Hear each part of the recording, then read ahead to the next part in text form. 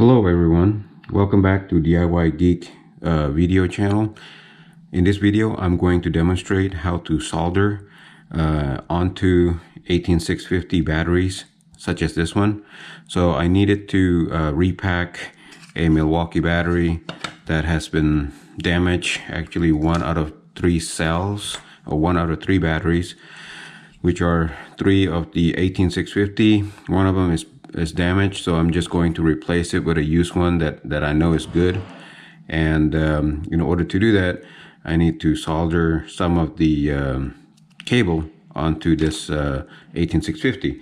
So the reason why this is a bit dangerous, or you should actually do it properly, is because you shouldn't apply heat to the 18650.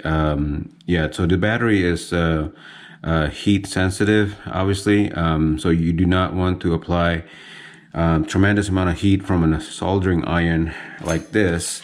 This is right now at 200 degrees Celsius, enough to melt metal, and if you apply too hot of a heat here, it may damage the battery, or even worse, it may start combusting, catching on fire, etc. So please wear your eye protection while you're doing this, just in case.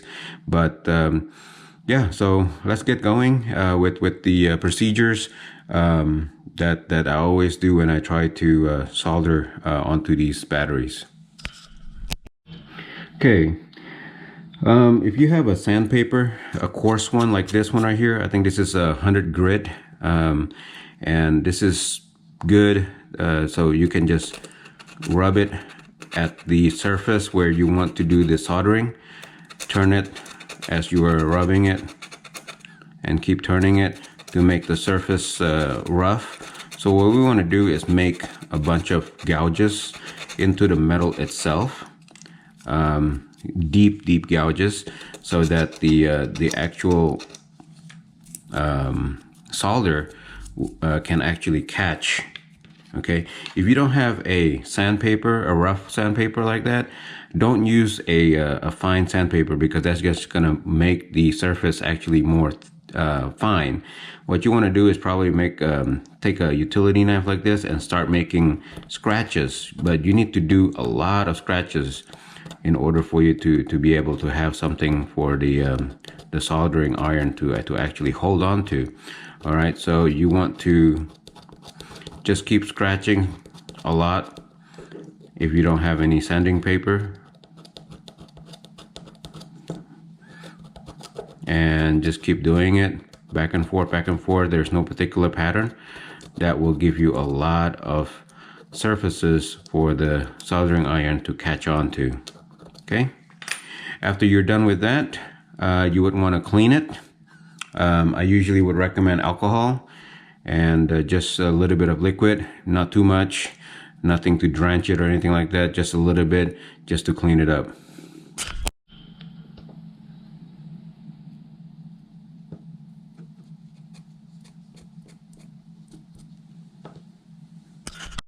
Okay, so the next thing we want to do is actually going to apply the solder here a little bit. So the trick to doing this properly, or doing this quickly without heating up the battery, is to prepare both sides. So meaning, if I'm going to connect this cable here, or this metal to here, I better prepare all of this with solder, a pretty thick amount, and I better prepare this side also with solder, a pretty thick amount, and they're both ready.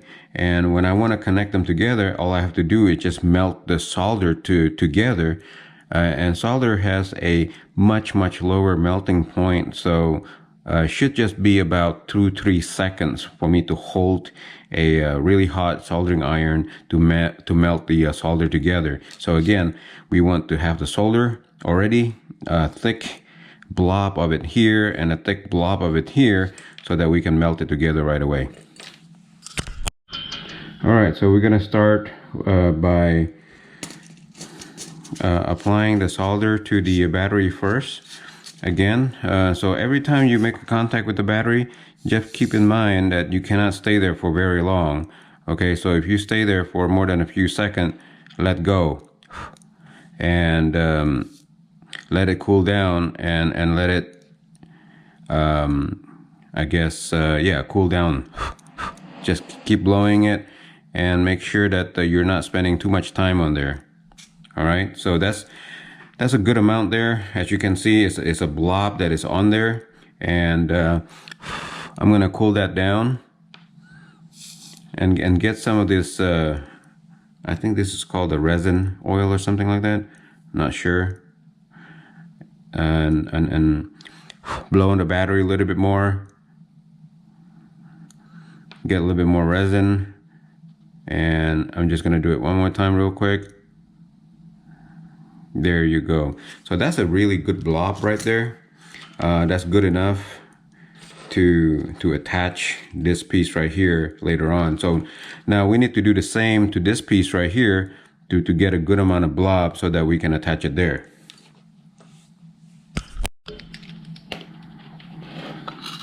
So I'm taking a piece of cable here and I'm lining it with solder so that it contains good amount of solder that is, when I apply it to the battery, it will just stick.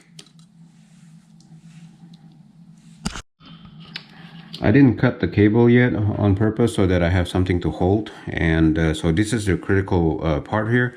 So just put a little bit of that liquid and try to melt this side a little bit first, and then just kind of stick it together and blow. That should stick really good. See? It's sticking really well. It's pretty strong.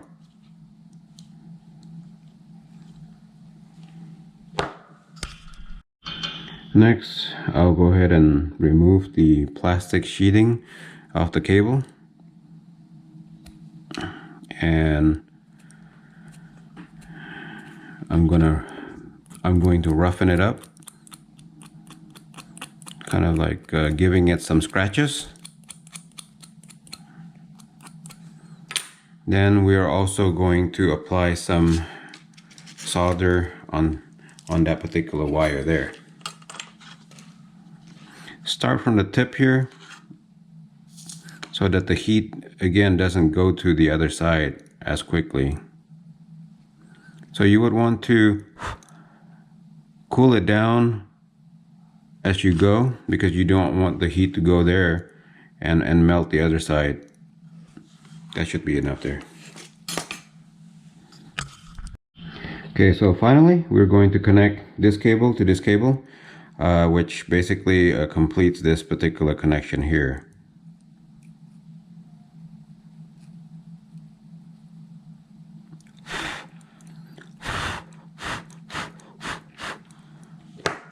Okay, that should do it.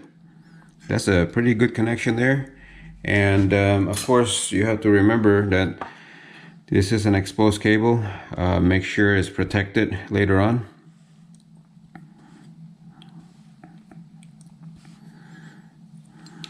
So I'm gonna try to bend this.